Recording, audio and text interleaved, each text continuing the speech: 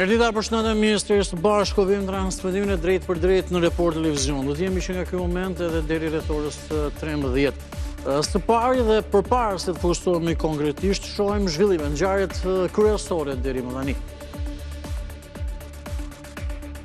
18 persona janë arrestuar për dhunën dhe molotovët në protestën e Partisë Demokratike dhe 28 të tjerë janë vënë nën hetim.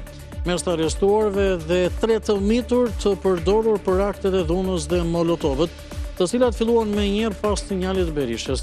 Nën hetim edhe deputeti Klevis Balliu për organizim dhe pjesëmarrje në manifestimet palishme. Për 3 orë, grupet maskuara, molotovët nuk i kushtryen as drejt xhamisë të namazgjas, ku besimtarët në muajin e shenjtë të Ramazanit po falnin namazin. Shumë prej tyre mbetën të bllokuar, policia ka sekuestruar 25 molotov të pashpërthyer, 27 celular dhe stende të tjera të kundërligjshme. Kryeministri Edi Rama, Ministri e Brendshme Albana Koqiu dhe deputet të tjerë socialist kanë dënuar dhunën e mbështetësve të Berishës ndaj institucioneve dhe policisë, kur mortja e shtyn qenerin tek dera e xhamisë.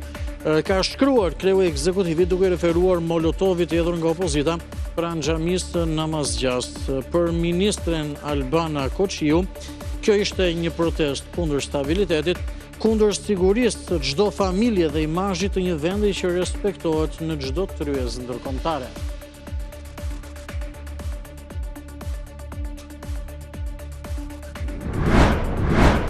Qëndrimi i gjatë në paraburgime ka favorizuar ish deputetin Jurgis Qyrbja, i cili ka rifituar sot lirin.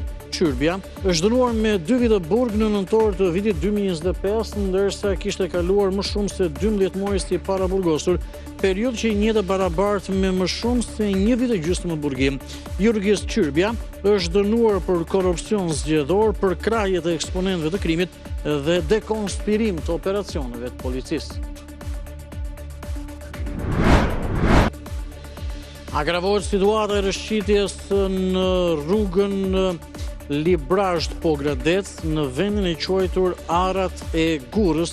Autoriteti rrugor shqiptar njofton se për arsye sigurie do të ndalohet kalimi mjeteve të tonazhit të rënd si dhe i autobusëve deri në një njoftim të dytë. Në këtë aks kalojnë të gjithë kamionët që vijnë nga pikat doganore të Qafthanës dhe të Kapshtisës.